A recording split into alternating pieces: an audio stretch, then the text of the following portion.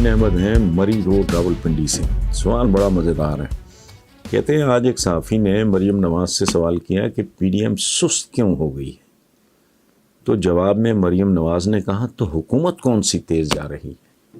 یہ خاندانی تربیت ہے ان کی، ان کو کہے نا تم چور ہو، وہ جواب میں کہیں گے تم بھی چور ہو۔ یہ اس پہ اس سے زیادہ تبصرہ نہیں، یہ تربیت ہے، یہ ڈی این اے ہے، یہ ٹریننگ کا حصہ ہے۔ مطلب اپنی سپیڈ پہ بات نہیں کرنی، حکومت کی سپیڈ پہ۔ وہ تو لوگوں کو نظر آ رہی ہے بھائی، آپ سے آپ کے بارے میں پوچھا گیا، آپ اپنا جواب دو۔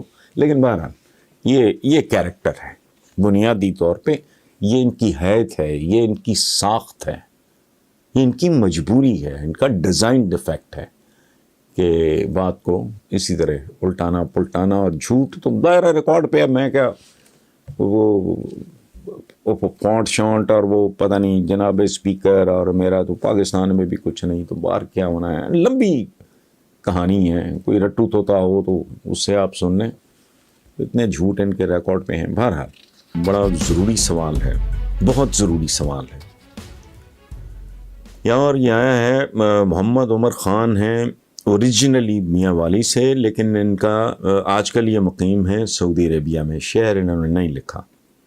وہ کہتے ہیں آپ کو یہ جان کر خوشی ہوگی کہ طاقتور ترین افواج رکھنے والے ممالک میں پاکستان اب 10ویں نمبر پہ آ چکا ہے۔ اسرائیل، انڈونیشیا، ایران اور کینیڈا کو پاکستان نے حال ہی میں پیچھے چھوڑا ہے۔ دنیا پاکستان کی فوج کی صلاحیتوں کی معترف ہے، مگر ہمارے اپنے لوگ دن رات اس پہ الزام تراشی کرتے ہیں۔ اس بارے میں کچھ کہیے۔ کیا کہنا ہے عمر خان صاحب؟ یہ کالم میں نے آج ہی لکھا ہے، اور آج تاریخ ہے 18، منڈے کا دن ہے آج۔ تو آج یہ آپ کا سوال، اس وقت تو شام کا ٹائم ہے، تو یہ جو میں نے کالم لکھا ہے، اگر آپ کے سوال کے جواب میں یہ کالم پڑھ دیتا ہوں۔ اس کالم کا عنوان ہے عوام اور افواج۔ یہ کل 19 کو روزنامہ جنگ میں شائع ہوگا۔ عنوان ہے عوام اور افواج۔ اپنے بارے میں کوئی ڈھنگ کی خبر سنے خاصی دیر ہو گئی، اقتصادی حوالوں سے لے کر انتظامی حوالوں تک، اخلاقی حوالوں سے لے کر سماجی حوالوں تک خیر کی خبروں کا قحط ہے، لیکن امیدوں، وعدوں، خوابوں، منصوبوں، ارادوں، خواہشوں کی فراوانی ہے۔ ایک سے بڑھ کے ایک بیزار کر دینے والی خبر آتی ہے اور ڈپریشن میں اضافہ کر کے چلی جاتی ہے۔ ماشاءاللہ ہے کوئی اور ایئر لائن جس کا جہاز ایسے پکڑا گیا ہو؟ ایسے حالات میں عالمی رینکنگ کے حوالہ سے پاکستان آرمی کی ترقی پر عوام کو مبارکباد دینا تو یقیناً بنتا ہے۔ افواج پاکستان نے اعلیٰ ترین کارکردگی کے حوالے سے بہت سے ترقی یافتہ ممالک کو بھی پیچھے چھوڑ دیا ہے۔ پاکستان کا ان نامساعد ترین حالات میں بھی دنیا کی 10 بہترین فوجی قوتوں میں شامل ہونا ہر پاکستانی کے لیے اعزاز اور فخر کی بات ہے۔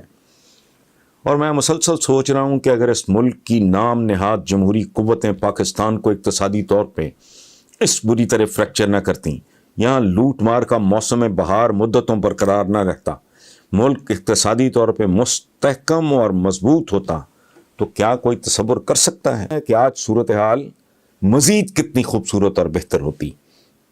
کیونکہ مضبوط افواج اور مستحکم اقتصادیات میں چولی دامن کا ساتھ ہے۔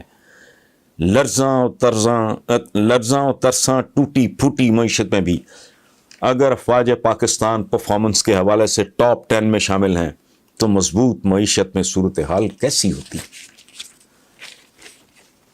گھوس سکول ڈھونڈنے ہو تو فوج، بجلی چور پکڑنے ہو تو فوج، زلزلہ آ جائے تو فوج، سیلاب آ جائے تو فوج، امن و امان ہاتھ سے نکلتا دیکھو تو فوج، دہشت گردی کو لگام دینا ہو تو فوج، سرحدوں کی حفاظت میں جان اور جہان سے گزرنا ہو تو فوج۔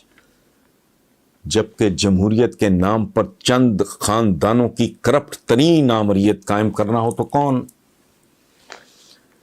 ملک کو مقروض اور کنگال کرنا ہو تو کون؟ لفافہ جرنلزم سے لے کے قبضہ گروپوں تک کو ایجاد کرنا ہو تو کون؟ غلط بخشیاں، کربا پروری، میرٹ کی پامالی، خوشامد، چاپلوسی، حرام خوری، کام چوری، ڈسپلن کی بربادی، اداروں کی تباہی، ووٹ بینک بنانے، قائم رکھنے اور بڑھانے کے لیے ہر قسم کے قواعد و ضوابط یعنی رولز کو ریلیکس کرنا، روندنا ہو تو کون؟ ناجائز قبضے کرنے ہو تو کون؟ اقامہ کھیلنا ہو تو کون؟ نام نہاد مقدس ایوانوں میں گٹے جوڑ کے جھوٹ بولنا ہو تو جناب اسپیکر کون؟ پیدائش کے منتظر بچوں کے بیانے بھی پکڑنے ہوں تو کون؟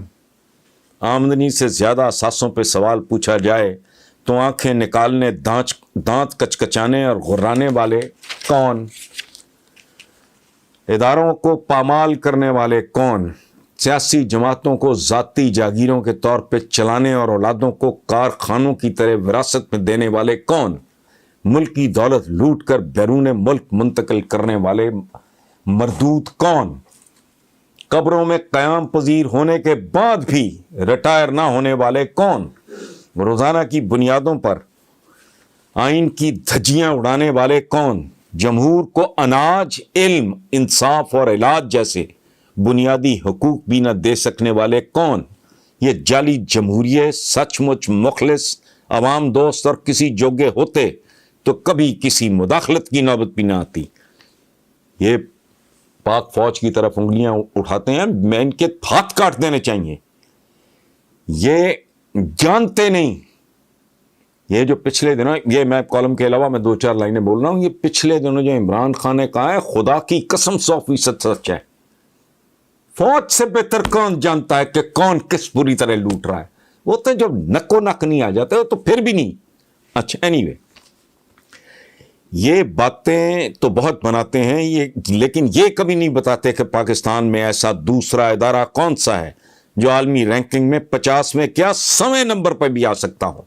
ایک سے بڑھ کے ایک گلا سڑا بدبودار اور آدم خور سسٹم جسے انہوں نے جان بوجھ کے منصوبہ بندی کے ساتھ برباد کیا ہے۔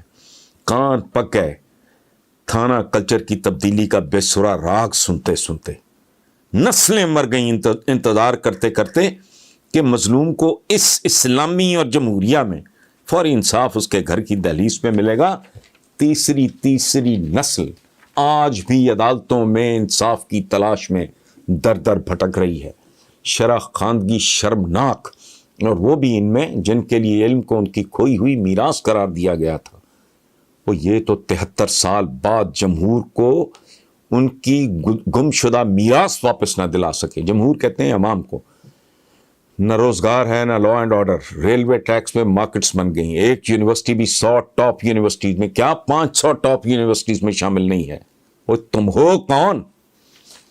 تم نے اس ملک کو دیا کیا؟ لاپتہ افراد کے ٹھیکیدار، یہ دیسی میمے، یہ کالے پیلے صاحب، یہ الماس بابیاں، یہ تو اتنا بھی نہیں جانتے کہ یہاں تو پوری کی پوری آبادی لاپتہ ہے، جسے تم نے شناختی کارڈ نمبرز کے علاوہ کچھ بھی نہیں دیا، اور وہ بھی صرف اس لیے کہ تمہیں ان کے گونگے بہرے لنگڑے لولے معذور ووٹوں کی ضرورت ہے۔ اس پر بھی مفرور باہر بیٹھ کر اس اکلوتے ادارے کو متنازع بنانے کی ناکام کوششیں کرتے ہیں جو دنیا کی بس 10 بڑی قوتوں میں شامل ہے، جس پہ پاکستان اور پاکستانی بجا طور پہ فخر کر سکتے ہیں۔ Thank you.